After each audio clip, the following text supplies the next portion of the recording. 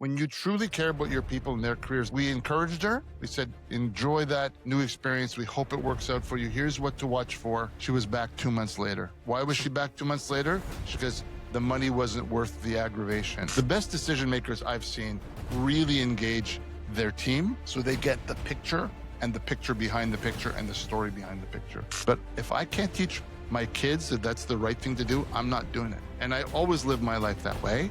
And great leaders, that's what integrity matters, right? Because now my team saw me doing that, saying he didn't make a decision that would have been easy to say yes. When you are going in and firing that many people, it tears you apart. You're tearing apart people's lives. Give them all the tools. You care about them genuinely. You build a wonderful team and a culture where they start protecting each other.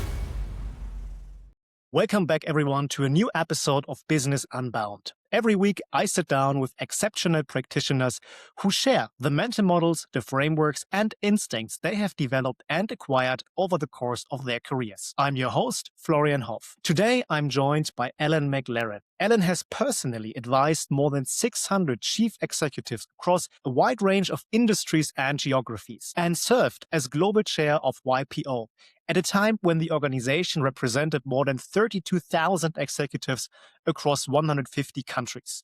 In today's conversation, Alan and I explore his exposure to hundreds of CEOs and what this has taught him about effective leadership, sound judgment, what separates the best leaders from the rest, and which mistakes recur again and again, even at senior levels.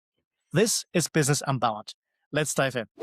Alan McLaren, welcome to Business Unbound. Really excited to come to you from Canada. So we have an international flavor today, which is great. I am at least equally excited to have you, especially since, well, you have worked with a very large number of CEOs over time, which I find impressive. And look, when you step back from all of that exposure, can you distill what most clearly separates genuinely effective leaders from those who are merely capable? Well, you know, they're not built the same. Let's be very clear.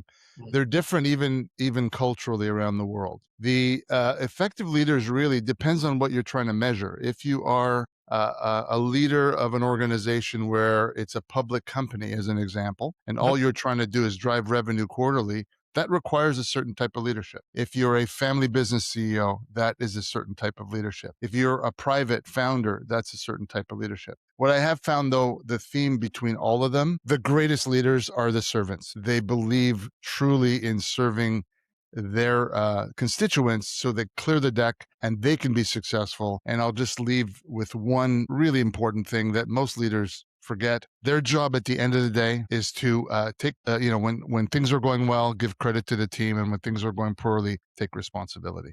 Those are the leaders that I think have been most successful in my view. And when you talk about servant leadership, I think that's a term that's widely used.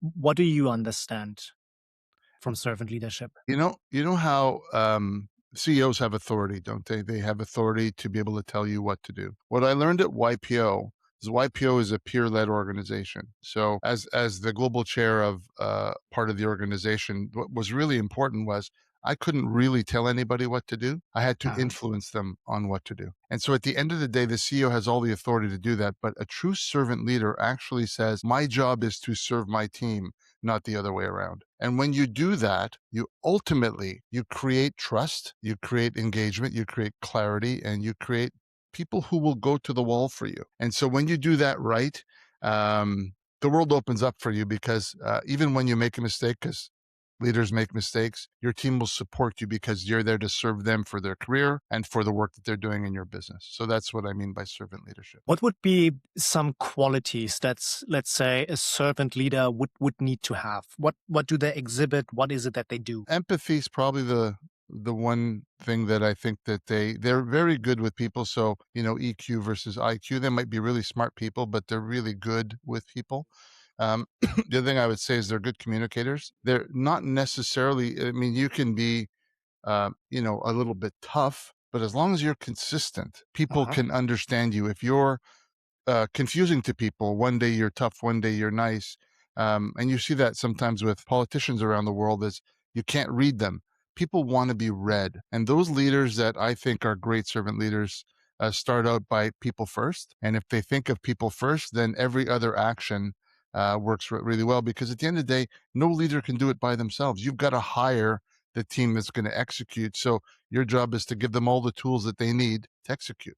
And that's how I see that. And when you say, as a leader, you give your people the tools they need to execute, the resources, etc., this would obviously all be in context of what the organization tries to achieve. Am I correct assuming that? Let me throw a little monkey wrench in for you. No, it's not just about that. If you think of a human being, what does a human being need in their life? Well, they need to feel valued. They need to feel that they're contributing. They need to feel safe in their working environment. They need to be compensated fairly. Right? If you're really doing your job properly as a leader, they're with you for a period of time, not forever. So if you treat them with all the respect in the world, obviously your goal is to make sure they execute well for you. But they're on a journey. They're going to leave your business at some point. And what sometimes leaders fall short is they think about it as a transaction, and it's really a relationship. Because if I think back to the jobs that, I was always recruited away in the jobs that I had. If I had a good relationship with the business I was in, I would support them when I left. 10 years later, someone calls me and said, "Hey, Al, can you talk to this guy about that?" Of course, happy to do that. So it's more of a journey. And that's where servant leadership comes in. When you truly care about your people and their careers. I'll give you an example. I have one of our team members that actually was with us for 8 years and then left. And she left for compensation, because she was going to get a big raise. 2 months. So as she was leaving, we encouraged her. We said, enjoy that new experience. We hope it works out for you. Here's what to watch for. She was back 2 months later. Why was she back 2 months later? Because the money wasn't worth the aggravation. I see how you guys treat me. You give me flexibility to do the things I need to do for my family, and I can do the work properly. And now she's been with us over 12 years. So the idea there is, our job was to encourage her to leave, because that's what she thought she needed. She went, she experienced it, she came back, said, I now know what I have. Now, you have obviously worked with a very large number of CEOs and other executives over time. When you think about the ideal servant leader, can you describe maybe one or two examples? You don't have to say any names or anything like this, but one or two examples from your work where you say, okay, this is like really exemplary for a servant leader as it is in the books. Yeah, there's no such thing. So the books are great, but they're not real, because what happens when you're dealing with humans. So let me speak to specific examples. The people the good leaders really understand their people, not just who they are in the business context, but they understand the family context and the life context of that person. Because if your job is truly to support them, and it depends on the size of the business, of course. If you're running a 5,000 person business, you can't get that personal with everybody, but you are able to communicate that vision with everybody so that they feel that you care about them. And that really matters. But at the end of the day, a good leader has an executive team. That executive team is executing on behalf of him or her. So you've got to make sure that the culture is set up properly, that you do not tolerate things you do not want to tolerate. That includes if someone's performing really well as a salesperson, but they're mean to everybody else, fire that person. That's a cancer. You cannot allow, if someone is slacking off all the time or leaving early all the time, you cannot allow those. So standards matter. So even with servant leadership, I believe standards matter in a big way. And when you have great standards, everybody needs to match up to that. I'll give you an example of culture. When I was working at an organization called 𝐘𝐨𝐿, the global photocopier company, I was a sales manager. I had to set the standards in such a way that people would be firing themselves. So I had a gentleman walk in, said, I guess we're done. I said, well, you knew the standard. Here we are 3 months later. So I guess we're done. So when you set the standard and they understand what their expectations are, that's kind of step one. Give them all the tools. That's step two. You care about them genuinely. That's step three. And if you do all those things properly, you build a wonderful team and a culture where they start protecting each other. They start living the values of the organization. So at the end of the day, you can't do everything, but you can set the tone for what your organization should be and where it needs to be. And based on your experience, what do the best leaders seem to understand, let's say, earlier than others? That it's about people. That's it. Sometimes we think it's about strategy and tactics and distribution. Of course, all those things matter. You can't have a successful business without all of those things in place. But if people are executing on your behalf, now that might change with robotics and AI in certain businesses, of course. There are certain exceptions to that rule. But for now, leaders, their job is to lead. And leading really means, at the end of the day, giving your people the tools that are necessary and the encouragement to do the work. So, integrity is always a wonderful quote, right? We all know it's when people aren't watching. That's what really matters. That's the really definition of integrity.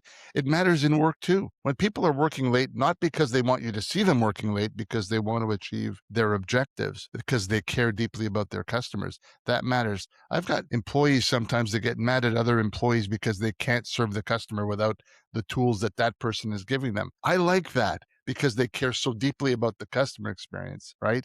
That it's okay to get mad at somebody else who's not delivering. And that helps you build the standards and the culture that are necessary. Be aware of an example where a leader, a CEO, was very people-oriented, but still it didn't lead to the desired success? Absolutely. This is why when you ask the original question, there is no ideal leader. It just doesn't exist. There's ideal leaders for situations. And I'll give you an example. So I went into a business once where I had no title. I came in as an executive, and I started looking around, and I realized, oh my God, they're in some big trouble. So they appointed me president very quickly within a few months. I had to fire 175 people. I had to close 4 offices. I had to do all kinds of crazy things. That is not who I am. I am not a hatchet man. I am not that kind of person. I had to execute in that role for that moment because that's what the business needed, right? So sometimes they bring in leaders just to do that work, just to shake things up, reorient the business so it could does well. And then they bring in a caretaker leader who's really good with people and stuff like that. Because trust me, when you are going in and firing that many people, it tears you apart. You're tearing apart people's lives. Now, some CEOs that I know couldn't care less. For me, it tore me apart. It's not part of who I am. So you have to look for the right situations to be a great leader. Sometimes you need that turnaround. And you can look at so many examples of, successful businesses bring in the wrong leader and then boom, the business goes down, bring in the right leader and it goes back up. So you really have to be able to look at the situation and say, do they have the experience? People always matter. I think that's a unique thing for great leaders. If they do that properly and they have all the right strategies, then you'll have success. But there is no one way to run a business. The only thing I always tell leaders is just be consistent. If you're tough and you're a bit of an ass, okay, always be that way. Don't fool people into being something else, because they need to understand what they're dealing with all the time. I've worked for a lot of tough people. I'm okay with you being tough. Just be consistently tough. And that's where I think that's all people want, is they want to know what they're dealing with. So that doesn't mean you can't trust someone who's tough, right? But it is always about trust. Can I trust my leader? If I can, then I'm safe. And if I'm safe, let me do the work. And what you explained certainly resonates with me when I'm not podcasting. I'm a director at AlixPartners, which is a firm very well known for restructuring situations. That's not my personal line of work that I'm engaged in, but we've certainly seen these situations over and over and over. Yes. What I'm trying to distill from you, Alan, is a little bit like the universal truths, which may to some extent apply to different situations. And perhaps we could narrow it down a little bit more to, let's say, judgment under pressure, because a lot of leadership also comes down to judgment when the stakes are high and information is imperfect and time plays a role. From everything that you have observed, how do the best leaders make decisions under pressure? That is such an interesting question, because here's what happens. Pressure reveals that what you've just described, what we call a distortion. So when you're under pressure, and I'll give you a perfect example. So great leaders understand that they are human first, right? They have a title, they have authority, but they're human first with all of the biology that humans have. And I'll give you an example of what I mean by revealing things under pressure. I was, before we started doing work with what we call leadership signal, which is how you're actually experienced by the people in the rooms that you work in. I was working for a very tense situation where I had 60 CEOs in a room, and we were trying to get to a big decision at the end. Presentation was going great. Then somebody started screaming at me from the audience, literally yelling at me, and you this and you that, and blah, blah, blah, blah, blah. Well, I've always known this about myself. I don't like when people yell at me. You can give me feedback. You can tell me, you're an idiot, you screwed up, and I'll go, you know what? I'll learn from that. That's great. As soon as you yell at me, I go from 0 to 100 in 2 seconds. That's something, a trigger, a trauma that happened way back in my life. So at that point, I matched that gentleman's energy and I threw him out of the room, and it was very tense. Let's fast forward to today. What would I do differently based on what I've learned today? And this is a lesson for leaders out there. What I did is I reframed, working with my business partner, reframed what actually happened in that room. There was tension in that room because I thought he was yelling at me when in fact he wasn't really yelling at me. He was yelling through me. He was frustrated at a situation, and being frustrated at that situation, he didn't know how to communicate. So he used me as the conduit for his anger. I saw that as disrespect. And when I saw that as disrespect, my brain, that dinosaur brain that we've all heard of called the amygdala, it's fight, flight, or freeze. Well, I fought, right? And now that I understand that, what would I do if I'm in a situation when someone's yelling at me? I will breathe. I will catch myself and I'll say, well, you know what? That's a really interesting point. I can see why you're frustrated. Can you tell me more about what happened? Everything changes by my reaction, right? Because now the room would stay calm. Everybody would do that. And this happens to leaders every day. They just think it's the cost of doing business. The reality is it's distortions we all have that come out under pressure. So your word of pressure, when a pressure hits the room, a tough question, a bad look, someone ignoring you, it always comes down to, by the way, 3 things, really important. The things that leaders need to understand. When someone challenges your credibility, your authority, or your integrity, that can reveal something in you that you didn't know was inside you. And that's what you see in those rooms that you described, Florian, that you say, oh my God, where did that tension come from? Look to one of those 3 words and you'll say, oh my God, that's why he or she reacted that way. So that's the example of what can happen inside those rooms. Mm-hmm. And the example that you gave, it's an immediate type of pressure, right? That was placed on you. And there are certainly other more non-immediate types of pressure where you have to reach certain sales goals, revenue targets, cost targets, whatever it may be. When a leader is in that type of situation where they have to make a decision, where the information are imperfect, where they don't have to react immediately, but let's say over the next 1 or 2 weeks to make an important decision, how do they think clearly? How do they make sound decisions? Well, there's 2 parts of it, right? One is the cognitive stuff that we think about, that say, okay, what are the elements that we're doing? And decision making is not overly complicated, right? You look at the things that you will achieve. You look at the downside. There's nothing complicated about decisions. I have a rule that I use very often, and I actually make the decision in my mind. I say, okay, I have to fire 3 people. I said, okay, I'm firing them. It's done. How does that feel in my body? I actually make the decision in my mind. And then I think it and I feel through it. Say, okay, so now I'm listening to myself. Then I park that and I go, okay, I've decided not to fire them. I want to have that feeling of the decision. Okay, I made a decision not to fire them. I'm just adding some people. So I actually take myself through those decision trees. I now don't regret any decision I make because I know what it feels like in my body to have made that decision. So that's the decision-making process. The biology is unfortunate. Biology is something we all deal with, that distortion I was talking about. So if we use the example in your case, a sales manager or a sales executive, if they are in a room and they're talking to their salespeople, and let's say it's nothing really bad happened in that room. Someone asks a question, they over-explain, they get defensive, they do all kinds of things that humans do all the time. I'm sure you've seen those behaviors. And then people leave the room and go, I'm not sure Florian was clear on that. Like, I don't know what to do with this. We call that decision drag. So you're trying to get a decision. The team is going, I don't know where to go from here. There's no clarity. When there's no clarity, there's no alignment. When there's no alignment, there's no execution. So you have to make sure at the end of those meetings, everything is clear to everybody, what their roles are, what the expected outcomes are,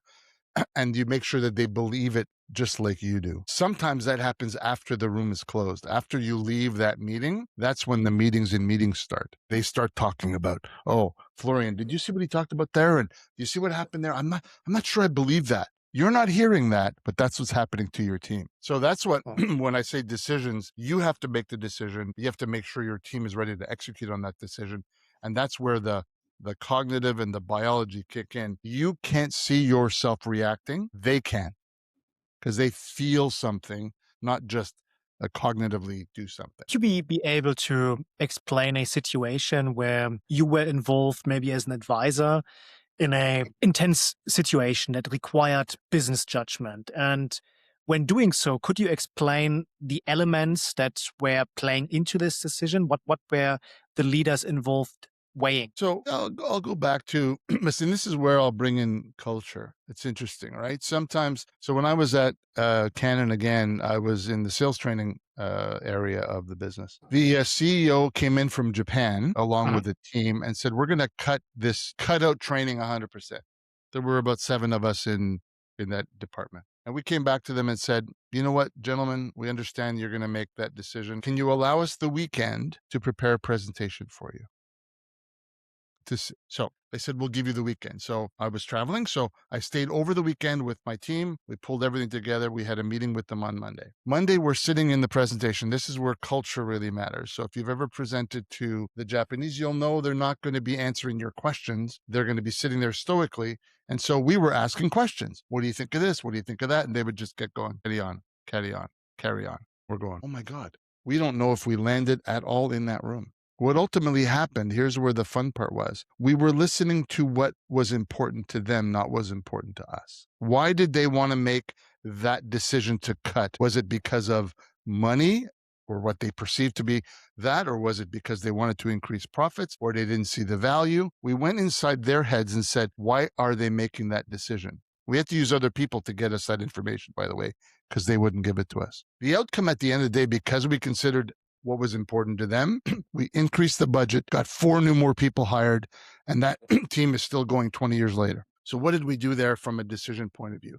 We didn't panic. They saw very clearly that we cared deeply about the outcomes, the same outcomes that they wanted. They were just looking at the financial metrics, and we were looking at what does training do to drive revenue, to drive profits? And then they hadn't seen that before. They just saw us as a line item on a balance sheet. So that is what changed for us. And when I learned that lesson, so I'm the kind of guy that people say, boy, you're relentless. I'm relentless until you say no. We were relentless in that meeting, but we were very respectful and we got the outcome we desired, and even actually more, because we cared about the outcomes that they cared about. And that to me is an important thought, because leaders sometimes think it's about their outcomes. It's always about what's important to the other people.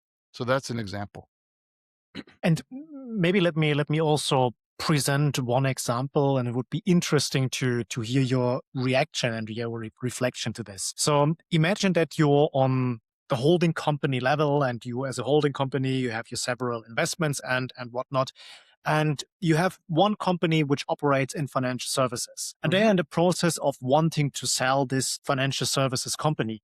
Why? Because they reprioritize where they want their strategic efforts to be in the future. They identified, okay, maybe it's profitable, but perhaps it occupies too much management attention. Maybe it distracts our focus from our core business. So they made the strategic decision that they would like to divest this particular company within their holding company. Now they said, okay, one metric that is obviously important is the financial results, right? Similar to your example, they were interested in what are the dividends that they have been collecting over time, what could they make when selling this business to either another financial buyer or to a strategic buyer. But then they also said, what is our execution risk that we have here?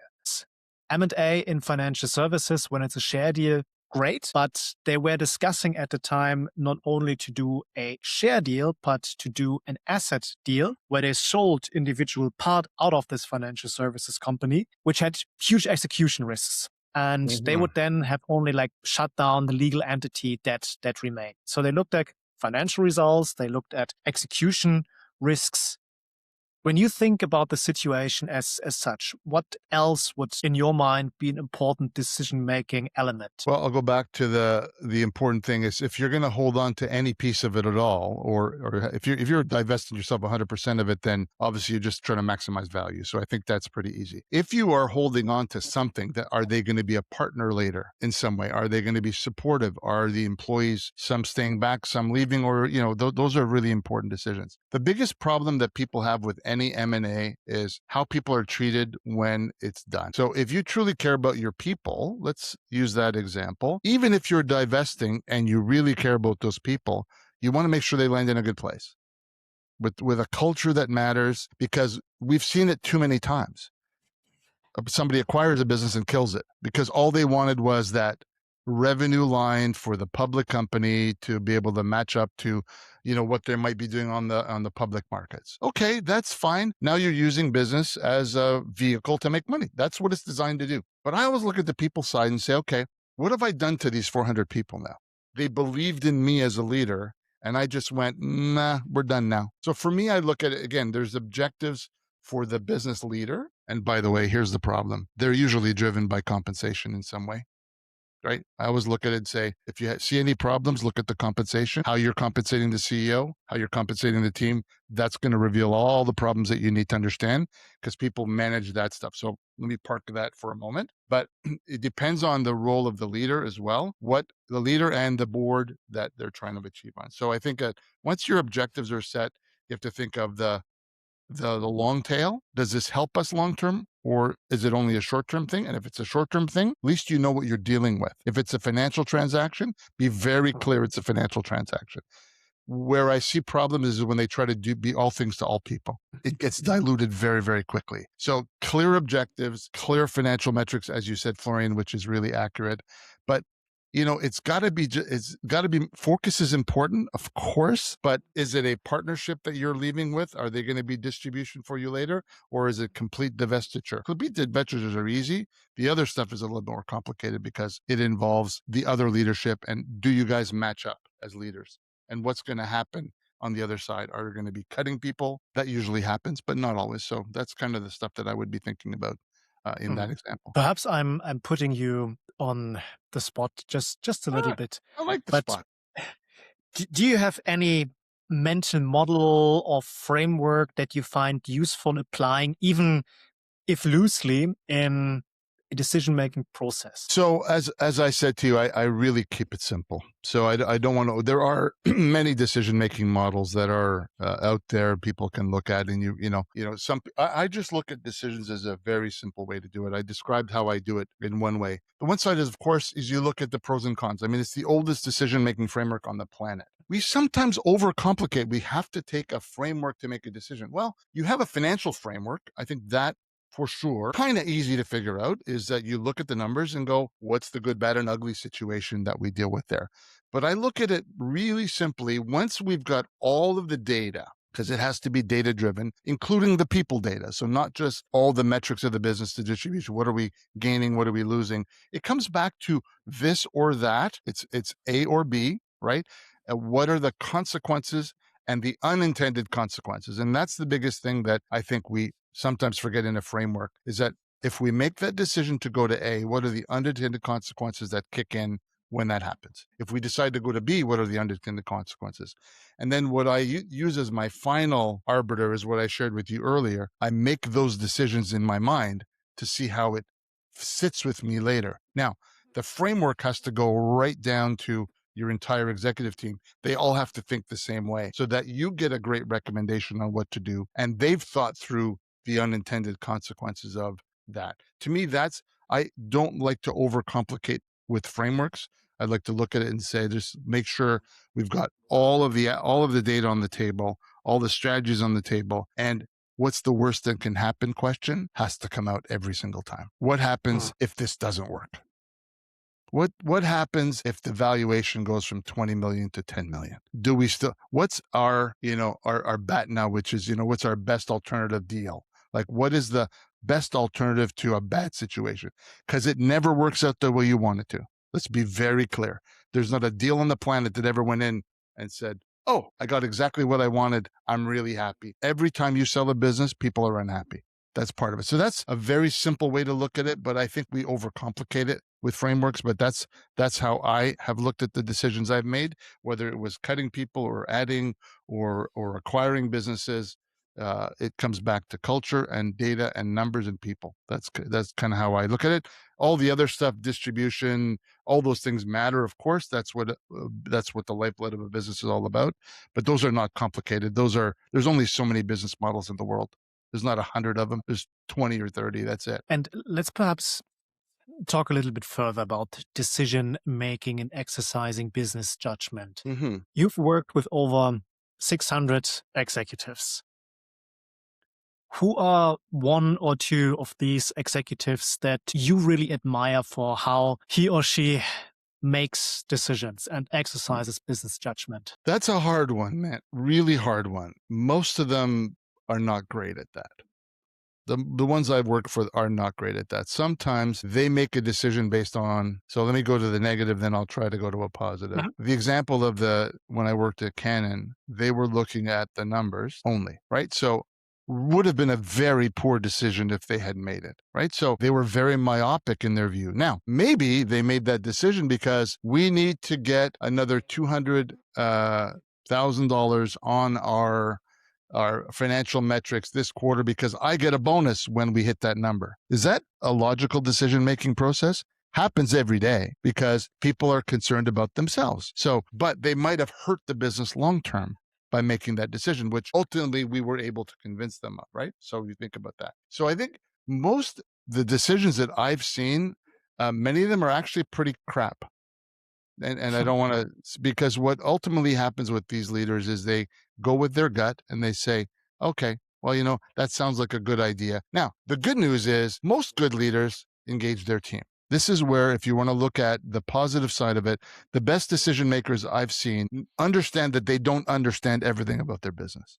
Especially the bigger the business is, the harder it is to make that. If they've hired the right executive team, those people have the answers. Your CFO, your CAO, your chief executive, your COO, all of the chief and the next line down, they're the ones that live in that world every day. The best decisions are made with data and information, but you gather them from those people. They know the business better than you do. You're seeing a picture of the business with the financials, which of course tells a story, but it doesn't tell the whole story. So the best decision makers I've seen really engage their team so they get the picture and the picture behind the picture and the story behind the picture. That's what I've seen is the best one, but most of them keep a very close circle, depending if they're just trying to cut or as opposed to trying to grow. Trying to grow is fun and easy. Trying to cut is not fun. So that's what I've seen. I like that you spoke about incentives as well, and don't hold me accountable. Was it 𝐘𝐨𝐿 who said something along the lines, "Show me your incentives and I show you the results"? Yeah, it's someone else said it. I don't remember where it was, but when you look at any problem in an organization with respect to incentives, it's the comp, stupid. It's always the comp. And because what happens is and I've done compensation plans for executives and salespeople, and I work with them to do it, not the other way around. I don't say, well, we need to pay 10% commission and this. I said, let's talk about our mutual objectives. What are we trying to achieve as an organization? And how do you want to be compensated fairly to do the work? Because here's what's going to happen. People look for the loopholes. That's what people do. And so, and the problem starts at the top. 𝐘𝐨𝐿 was right. If the CEO is only compensation is profitability, guess what's going to happen? Look what's happening in America right now. I don't know if it's happening in Europe. Organizations that are putting billions and billions of dollars on their bottom line are cutting to get more profit. Wait a minute, you're already making billions of dollars. What are you doing? It's not AI. People think it's AI. It's not AI that's doing it. We're not ready yet for those kind of cuts, at least in my view. It's going to come, but because their compensation is set up in such a way that if they have this profitability or this growth metric, they get paid a certain amount of money. That's what's happening. So that's the problem. I think our compensation is generally not well aligned with the objectives of the organization. And it has to be, you have to connect the dots really well. Not easy to do, admittedly. Certainly not easy to do. But as a leader, I have made decisions that were absolutely not in my best interest. Absolutely not in my best interest. So I said, well, that's a $10,000 bonus if I just say yes to that. But it's the wrong thing to do. And my decision was, we're not doing it. People looked at me and said, but Alan, that's 10 grand in your pocket. I said, but if I can't teach my kids that that's the right thing to do, I'm not doing it. And I always live my life that way. And great leaders, that's what integrity matters, right? Because now my team saw me doing that, saying he didn't make a decision that would have been easy to say yes to. So then they make those decisions as well. And that's the culture that you're building in an organization. And that also helps with decisions that are happening when you're not in the room. Because people are making decisions every day in your business and you're not there, you can't be everywhere. So you hopefully have at least the cultural framework to be able to know they're going to do the right thing when you're not in the room. When we take a step back and you look more broadly at leadership at scale, I'm making the bold assumption that certain mistakes must recur again and again and again. What are these mistakes? What are the most common traps that you have seen even very senior leaders fall into? Well, because they're human, they fall into the first trap that it's all about them. The first trap is, oh my God, it's on my desk and I have to deal with it. The best leaders understand that their job is really to be the band leader, to really make sure that all the pillars in place to do the job. So when I see a CEO that does not control their schedule, like they're literally booked from 8 a.m. till 6 p.m. every single day, every hour on the day, I look at it and say there's something wrong with that. Because at the end of the day, your job is to empower the people that are there, understand the parameters of what their empowerment is, right? So they have limitations. Your job is to give them the tools to do the job. So the CEOs that are overly busy and actually use that as an excuse in life, right? You've heard this before. How are you doing? Oh my God, I'm so busy. Well, why is busy valued? Wouldn't it be better to say, oh my God, the team is doing great. They're all aligned. Things are great. And I deal with the big problems, not the little ones. So to me, it's just that working in the business versus on the business is the biggest challenge for the CEO in any size business. Even in the business that I'm running today, I kind of go between both, in the business and on the business. If you live in the business and you need to know the business, so let me park that. You need to know all the elements of the business, but you don't need to do that every single day. Work on the business, the strategies, the relationships, all of those things. That's the biggest trap, because when you're in the weeds, you can't see, well, the old forest for the trees argument. You really can't see the forest for the trees when you're inside that. And so that's why it's really important for leaders to stay above it and to be able to see everything and build relationships, with the public, with your customers, with your constituents, with your board, with your executive team. Those are the things that really matter. Those CEOs that do that have a little less stress in their jobs than others because they're looking at things from afar. So that's what I'd say the biggest trap is. But these elements also require meetings, don't they? They do. Meeting the board, meeting the executive Yeah. team, meeting customers, meeting regulators. Absolutely. Where do you draw the line? Well, based on what you're going to be contributing. Are you there because you think you got to cover your tail to be there? Or do you trust your executive VP to be in that meeting, or your CFO to be in that meeting? There are meetings you have to be in, of course, absolutely. But you don't have to be in every meeting. You don't have to be in the marketing meeting, right? Where the VP of marketing is presenting to their team. Maybe it's, give me the report when you're done. Come and brief me on that when you're done, as opposed to sitting in all those meetings, which I know, listen, I've been that guy where I've sat through those meetings.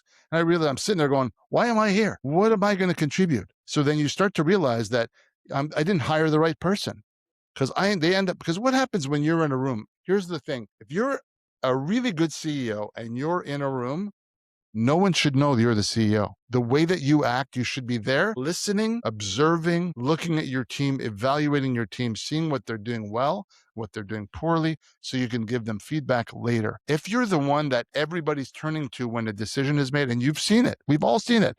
Oh, they ask a question and they turn to the CEO for the answer. That tells you about the culture. The leader of the room is the VP of marketing.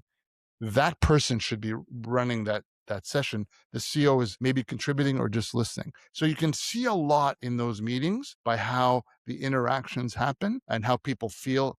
Back to safety.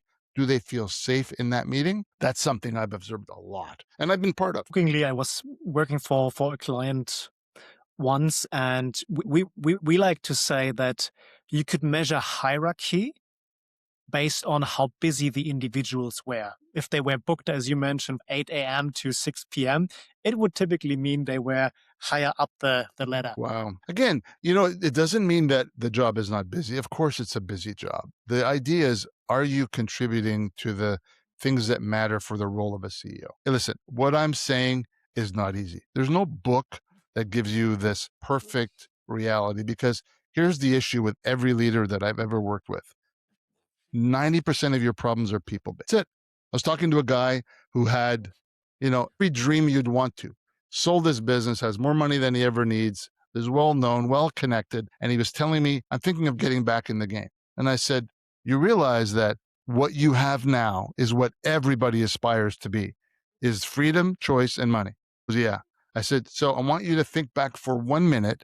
what it's like to sit in that chair. What problems are you going to have? Are they strategic? No. Are they tactical? No. They're people. If you're okay to go back to dealing with human beings again, who can be sometimes very difficult to deal with, knock yourself out. And he thought about it. He said, you're right. I forgot about that part of the business. I said, great. Then why don't you just be an advisor? You can come in, advise, and get out. But you're not stuck there working 60 to 70 hours a week, impacting your family, your wife, your travel, all the things that you have today. That's the challenge of leadership. We think it's all strategy and tactics and distribution and blah, blah, blah. It's people. They're the ones that cause the biggest problems. They're the ones that give you the most opportunity. And they're the ones we think about least. That's what culture is all about. We use culture and we think, it's an HR thing. Culture is, you want to talk about decisions? It's decisions that are made when you're not in the room that are for the good of the business. If that happens, you can check all the boxes. And by the way, you'll still be busy, but you'll be good busy, not crazy busy.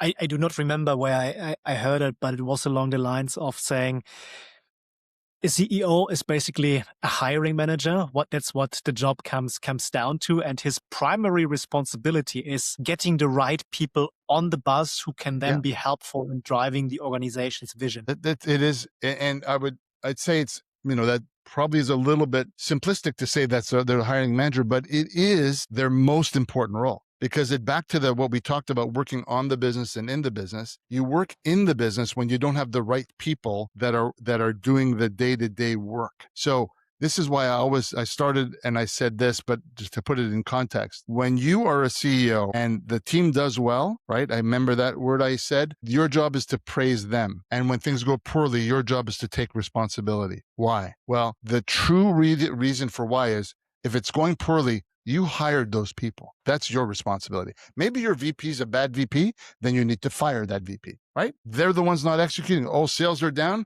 Who's responsible for sales? Well, first of all, everybody's responsible for sales. That's a whole other conversation. But the VP is tasked with sales, right? And then the marketing VP is tasked with driving opportunities, brand, and leads. So what are they doing?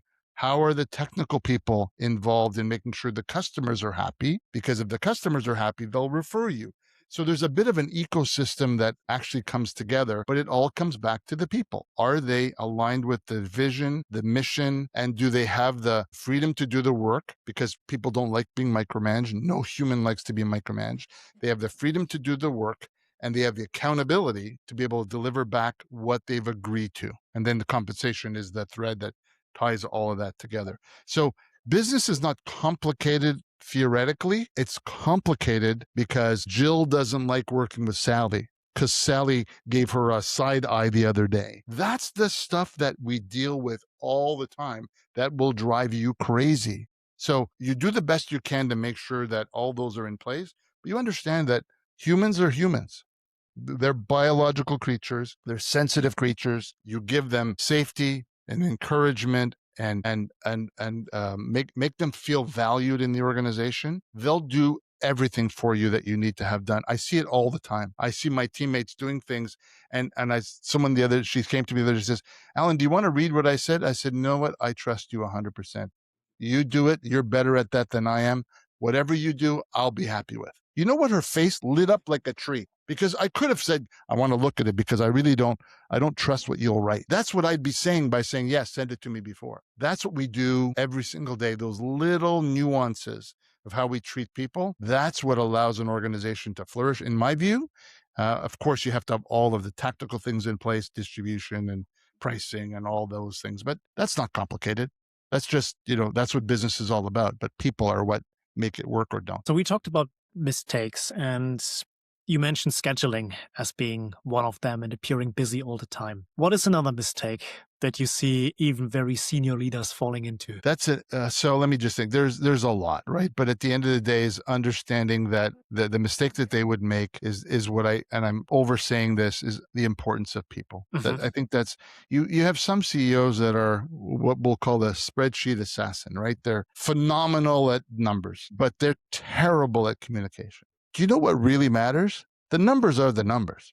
Communication is what holds an organization together. So imagine if you're incongruent with what you say. I'll give you an example in a simple meeting, right? What incongruence means. a leader goes into a meeting and it's a strategy meeting, right? And they say, first thing I want to share with everybody is there's no such thing as a bad idea. Have you heard that before, Florian? I'm sure you've heard that. You've never heard that someone will say there's no such thing as a bad idea. Well, we have that all the time here. They start out the meeting saying every idea is a good idea, right? That's the strategy. But the first idea that comes up, Florian says, Alan, I have an idea. And I turn to you and say, Florian, we did that last year. That doesn't work. What just happened with that one statement? You are going, you just said no idea is a bad idea. You shot me down right away. So what is that? You're already feeling like crap. What's the rest of the team doing? Well, I'm not opening my mouth because Florian had an idea. They're going to edit themselves in real time. They're not going to commit to the process. They're going to be sitting back going, I'm going to wait. And then the CEO gets mad because no one's contributing. No one's asking questions. Well, you've just scared the crap out of them by the way you reacted to the first comment that came out. That is the biggest mistake CEOs make in those meetings, is they're incongruent with what they're saying and how they're acting. And that throws people off because you're not building trust anymore. How do you recover from that? And that's what happens after the meeting. Florian's going, you should have seen how Alan treated me in that meeting. You're telling 10 of your friends and they're going, Alan, was he like that? Really? What's it doing now? You're building out all the bad stuff because of one comment. Leaders, if I leave you with one thing, people are watching and listening to every word you say, every gesture, every look, every touch, every communication. They're judging you every moment of the day.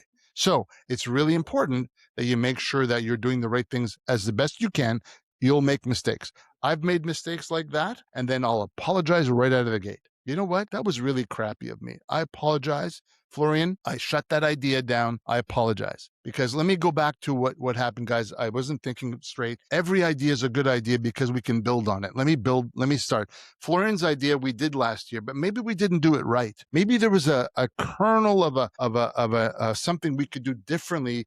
So let's put that on the parking lot and let's see how we build the ideas and see how Florian's idea matches up to us. Now I've recovered, but what leaders don't realize is they don't even know they were incongruent in that meeting. That kills trust. And when you don't have trust, nothing else matters. Leaders understand they're in the business of trust building externally and internally. And when you break that trust, hard to recover. And then we've covered quite a lot of ground so far. And one of the recurring themes that I observed was certainly the importance of the people element. And if you had to distill all of your practical experience into, let's say, guidance for our audience members, what are the 2 or 3 things other than people you would want a listener to pay most attention to become a more effective leader? So I'll try not to say people, but maybe I'll use the word culture, which I've used before. Right. So culture includes people, but it includes all of the elements in place to support the people. So because at the end of the day, you can't be everywhere as a leader. So you have to know that good things are happening around you. So yes, you have to have all the frameworks and the right training and the right distribution and the right pricing and all, and the right marketing and the right brand and the right whatever. But you have to have people that are always, and so I don't want to use the people, but they believe that they can always look at improving. They're okay with making mistakes, right? Because at the end of the day, if you have an organization that is fearful of making mistakes, they're not going to be innovating. Innovation matters, especially with AI. AI is really, people say it's about technology, and it is, so to a degree. It's about change management.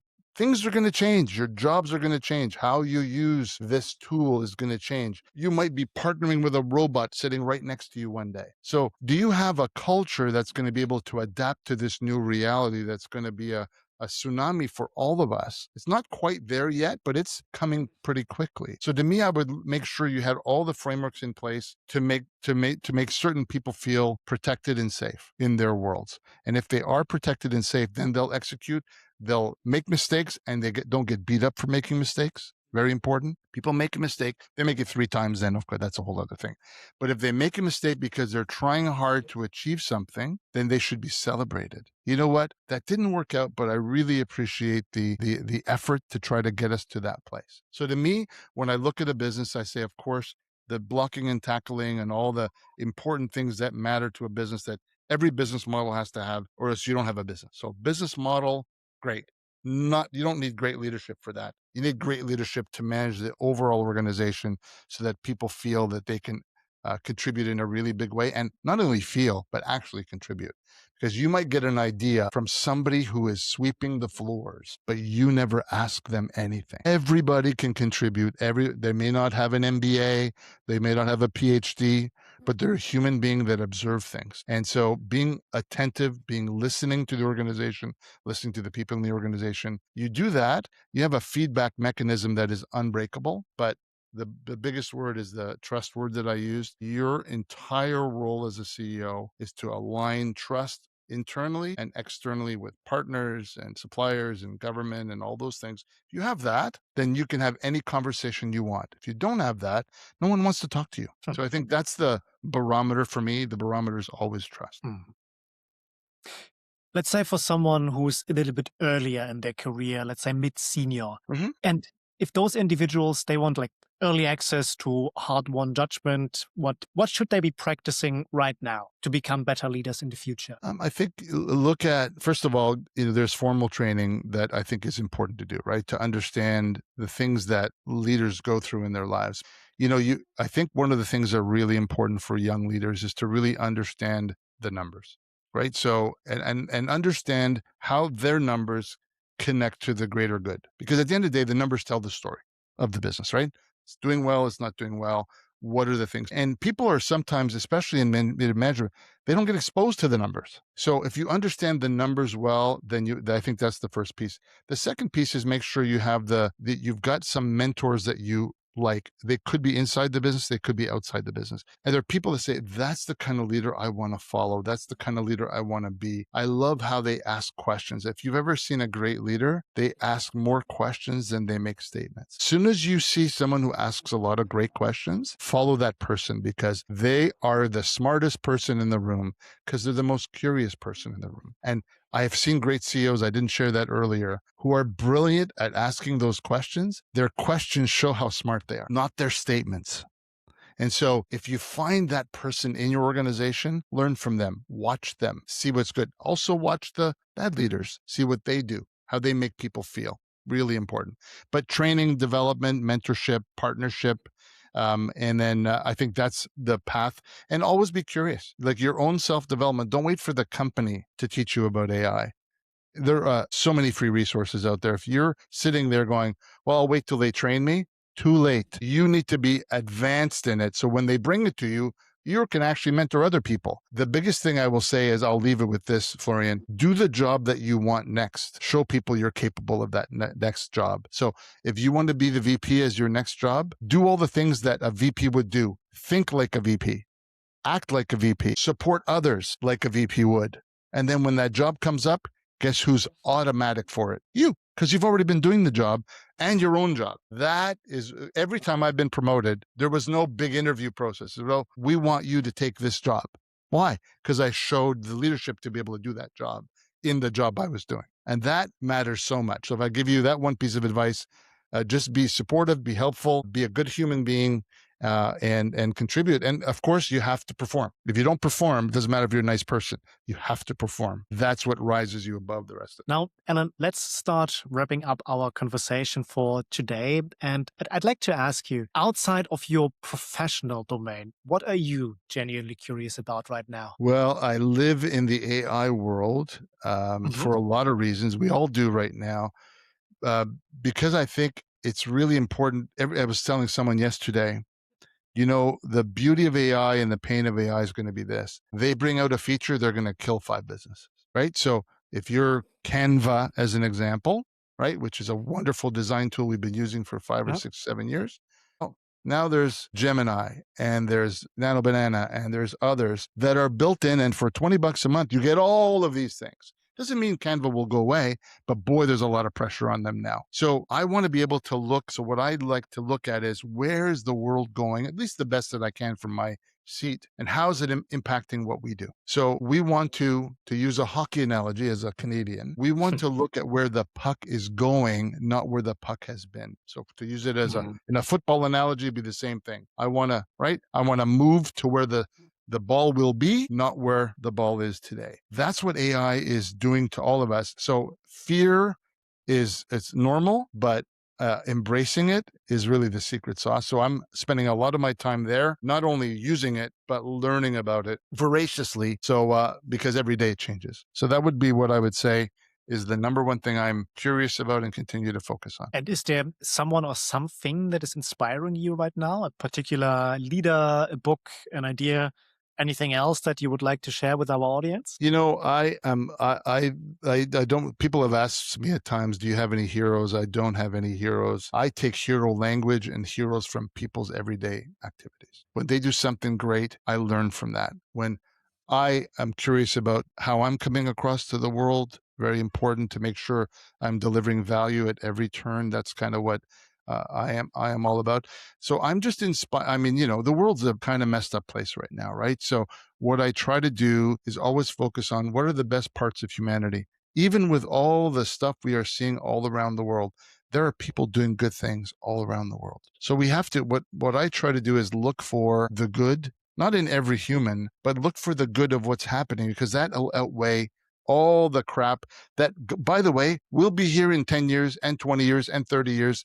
This is the world that we live in. It's not changing. It might get even worse in a lot of ways. But I just look, those are my heroes, is their acts of kindness, how they treat each other. That's what really matters at the end of the day. When they put us in a box at the end of your life, they're not going to say how much money did you have and what a great CEO he was, right? Maya Angelou said it this way, overused quote, but people won't remember anything except how you make them feel. That's the human part. I want to leave everybody with the human reality. That is what matters. Because you make a deposit in someone's life and you don't even realize that you might have helped that person 20 years later. That's what humans should be doing for each other, I think. And that's kind of my objective, and that's my curiosity. One final question for you. And you can certainly take a moment to think about if you want. If our audience members remember just one thing from our 60-minute long conversation, one insight, one way of thinking differently, one action that they should take, what would you want that to be? Be kind to each other. Be kind to each other. Be kind, and be kind to yourself, right? So we all tend to beat ourselves up when we don't achieve something. Just be kind. Just recognize you're not a robot. You're human. And I know my theme is very linear, but I've just seen it so many times in my life that we get hung up on the wrong things, and just do something for somebody that is unexpected. You cannot believe the results that you get from other humans. They will do anything for you if you care about them before you care about yourself. And that helps you in relationships, in your siblings and your businesses. It's the same thing. Do something for someone else. Care about them. And then, like, what is it? The saying, people want to know that you care before they're going to, care about you. So give that first. Be kind first in every way. Open doors for people. Do all that stuff. Boy, I'll tell you, your life opens up in ways that you've never thought of before. And that would be my message. Doesn't matter if it's leadership or not. Just be kind. McLaren, thank you for your time. This was Business Unbound for today. Thanks, Florian. Appreciate it. It was a great conversation.